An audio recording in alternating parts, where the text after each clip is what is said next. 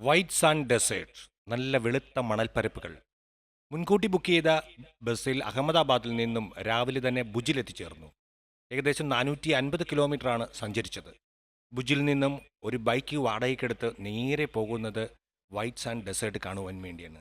White sand desert എന്ന് പറഞ്ഞാൽ ഉപ്പുപാടങ്ങളാണ്. കണ്ണെത്താ ദൂരത്ത് കിടക്കുന്ന ഉപ്പുപാടങ്ങൾ, അത് കാണുവാനുള്ള അത്ഭുതത്തോടു കൂടി തന്നെയാണ് അങ്ങോട്ട് യാത്ര തിരിക്കുന്നത്. വഴിയരികിൽ കണ്ടതാണ് ആവണക്കിൻ്റെ കൃഷിയാണ്. വെള്ള ആവണക്കും ചുവന്ന ആവണക്കും. അത് ഏക്കർ കണക്കിന് റോഡിൻ്റെ രണ്ട് സൈഡിൽ ഇങ്ങനെ കൃഷിയായി നിൽക്കുകയാണ്.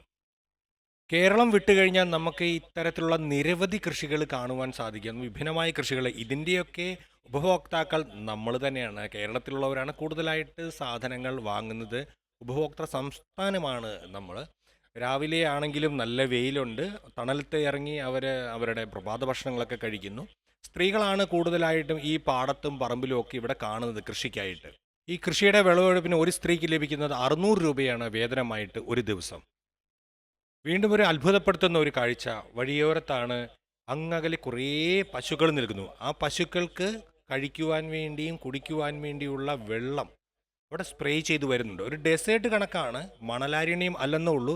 ഒരു തരത്തിലുള്ള മരങ്ങളോ ഒന്നും നമുക്ക് കാണാൻ പറ്റില്ല. കണ്ണെത്താ ദൂരത്ത് ഇങ്ങനെ വഴി ഇങ്ങനെ നീണ്ടു കിടക്കുന്ന നമുക്ക് കാണാം. ഇനി ഇവിടെ നിന്ന് ഏകദേശം 67 കിലോമീറ്റർ മാത്രം സഞ്ചരിച്ചെങ്കിൽ മാത്രമേ എനിക്ക് എൻ്റെ ലക്ഷ്യസ്ഥാനത്ത് എത്തിച്ചേരുവാൻ സാധിക്കത്തുള്ളൂ. ആടുകളെ മേയിച്ചുകൊണ്ട് പോകുന്ന പോലെ തന്നെ നിരവധി ഒട്ടകങ്ങളെ ഒരാളിങ്ങനെ മേയിച്ചുകൊണ്ട് പോവുകയാണ്. ഒരു കൂട്ടം ഒട്ടകങ്ങൾ.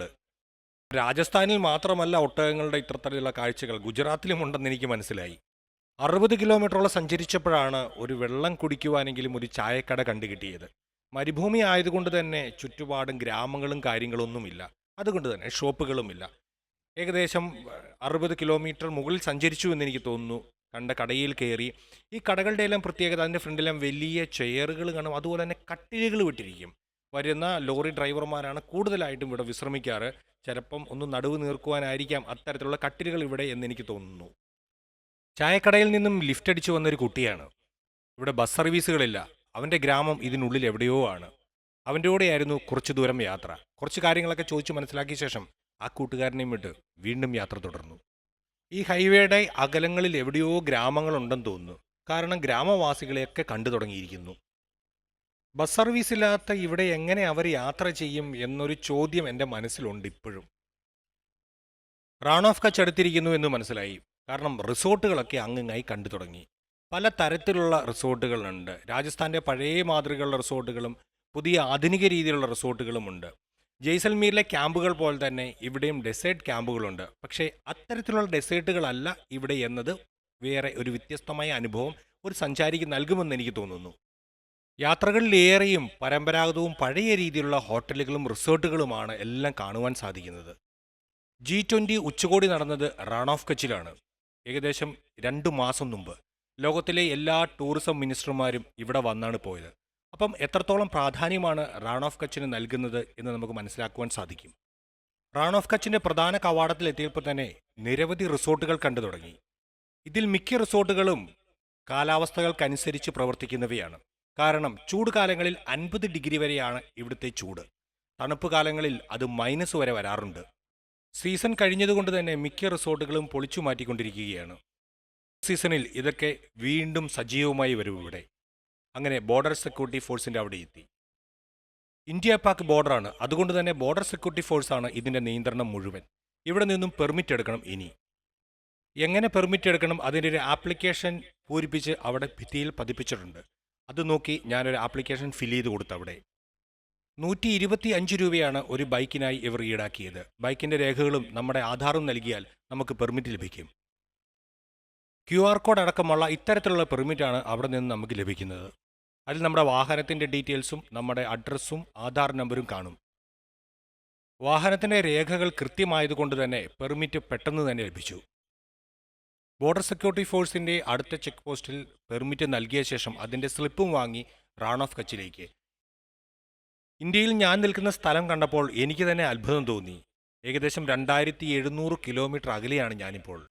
ഫെബ്രുവരി 28 വരെ ഇവിടെ ഒരു റാൺ ഉത്സവം നടക്കുകയായിരുന്നു ടൂറിസത്തിൻ്റെ ഭാഗമായി.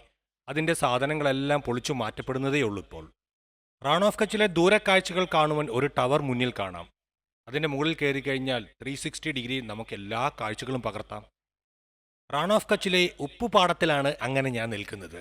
സാധാരണ നമ്മൾ ബീച്ചിൽ ചെന്ന് കഴിഞ്ഞാൽ മണലിലാണ് നിൽക്കുന്നത്. ഈ നിൽക്കുന്ന സ്ഥലമെല്ലാം നല്ല കല്ലുപ്പാണ്. കല്ലുപ്പ് പാടങ്ങളാണ്. വല്ലാത്തൊരു ഫീലാണ് ഇവിടെ നിൽക്കുമ്പോൾ. കയ്യിലൊക്കെ ഈ ഒരു വാരി എടുത്ത് നോക്കി. കാരണം നമ്മൾ കാശ് കൊടുക്കുന്ന ഉപ്പ്, ആ ഉപ്പിൻ്റെ മുകളിലാണ് ഇങ്ങനെ നിൽക്കുന്നത്. ഈ ഉപ്പ് ബ്ലീച്ച് ചെയ്യുമ്പോഴാണ് ആ വൈറ്റ് നിറത്തിൽ നമുക്ക് ലഭിക്കുന്നത്. മുന്നോട്ട് പോകുന്തോറും ഉപ്പിൻ്റെ സാന്നിധ്യം കൂടി വരികയും മണലിൻ്റെ സാന്നിധ്യം കുറയുകയും ചെയ്യുന്നു.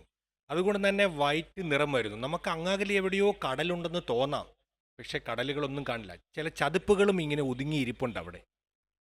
100 രൂപ മുതൽ 250 രൂപ വരെ നൽകി കഴിഞ്ഞാൽ ഇതുപോലുള്ള ഒട്ടകത്തിൻ്റെ പുറത്ത് കയറി നമുക്കിതിലേക്കൊന്ന് ചുറ്റിക്കറങ്ങാം.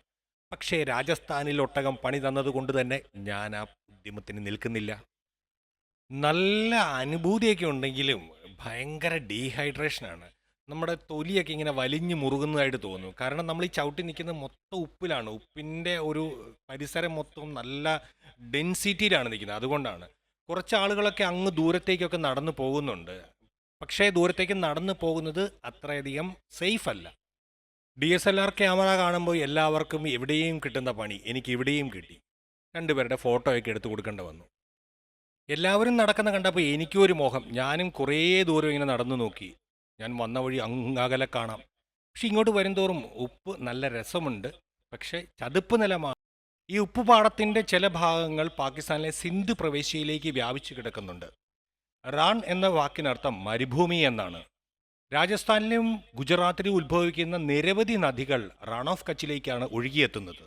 ജൂൺ ജൂലൈ മാസമാകുമ്പോൾ ഇവിടേക്ക് വെള്ളം കയറി വരും കടലിൽ നിന്ന്. ഇവിടം കടലായി മാറ്റപ്പെടും.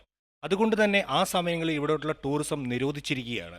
വീണ്ടും കടലിറങ്ങുകയും വീണ്ടും ഇത് ഉപ്പുപാടമായി രൂപപ്പെടുകയും ചെയ്യും. അതുപോലെ പ്രതിഭാസങ്ങളുടെ അത്ഭുതങ്ങളുടെ ലോകം തന്നെയാണ് റാൺ ഓഫ് കച്ച് എന്ന് പറയുന്നത്. ബ്രിട്ടീഷ് ഭരണ കാലഘട്ടത്തിൽ ഇവിടെ നിന്നും ഉപ്പെടുക്കുവാൻ നമുക്ക് അവകാശമില്ലായിരുന്നു. അതുകൊണ്ട് തന്നെ മഹാത്മാഗാന്ധി ഇങ്ങോട്ടൊരു പ്രതിഷേധമൊക്കെ സംഘടിപ്പിച്ചിട്ടുണ്ട്. പിന്നീട് സിന്ധു നദീതട സംസ്കാരത്തിൻ്റെ ചില അവശിഷ്ടങ്ങളൊക്കെ ഇവിടെ നിന്ന് ലഭിക്കുകയുണ്ടായി. അതുകൊണ്ട് തന്നെ ഇതിനടുത്തുള്ളൊരു ഗ്രാമം സിന്ധു എന്ന പേരിൽ ഇന്നും അറിയപ്പെടുന്നു. ഉപ്പുപാടത്ത് കണ്ടൊരു ജീപ്പാണ്, ഹാൻഡ് മെയ്ഡ് ജീപ്പ്. ഏതോ ഒരു ചെറിയ വാഹനത്തിൻ്റെ എൻജിൻ കൊണ്ടുണ്ടാക്കിയിരിക്കുന്ന ഒരു വാഹനം. ഇതിൽ 400 രൂപയാണ് ഫീസ്. ഇത് കൊടുത്തു കഴിഞ്ഞാൽ നമുക്ക് റാൺ ഓഫ് കച്ചിലൂടെ ഏകദേശം ഒരു അരമണിക്കൂർ ചുറ്റിത്തിരിഞ്ഞ് നടക്കാം. നമുക്ക് ഡ്രൈവ് ചെയ്യാൻ പറ്റില്ല, ഇതിന് ഡ്രൈവിങ് പരിശീലനം ലഭിച്ച ചില ആൾക്കാരുണ്ട്. പക്ഷേ നമുക്ക് ഇത് ഓടിച്ച് നടക്കുക എന്ന് പറയുന്നതും ഇവിടെ വളരെ റിസ്ക്കാണ്. കാരണം ചതുപ്പായ കുറേ നിലങ്ങളുണ്ട് ഇവിടെ. അതിനുള്ളിൽ പെട്ടുപോയി കഴിഞ്ഞാൽ തീർന്നു. ഈ ചതുപ്പ് നിലം ഉള്ളത് കൊണ്ടതാണ് നമുക്ക് അയൽ രാജ്യമായ പാകിസ്ഥാനിൽ നിന്ന് നുഴഞ്ഞുകയറ്റക്കാരും ഭീകരരും അയൽ സൈന്യമൊന്നും നേരിട്ട് ഇങ്ങോട്ട് കടക്കുവാൻ സാധിക്കാതെ വരുന്നതും. എന്തായാലും ഈ ജീപ്പ് ഉണ്ടാക്കിയവനെ സമ്മതിക്കണം. അത്ര പെർഫെക്റ്റ് ആയിട്ടാണ് ഇത് ഉണ്ടാക്കിയിരിക്കുന്നത്. വൈറ്റ് ഡെസേർട്ടിലെ കാഴ്ചകൾക്ക് ശേഷം നേരെ പോകുന്നത് ഒരു വലിയ മലമുകളിലേക്കാണ്. അവിടുത്തെ കാഴ്ചകൾ കാണുവാൻ വേണ്ടി. അപ്പം അവിടുത്തെ കാഴ്ചകളുമായിട്ട് ഉടനെ കാണാം. Bye bye, see you soon.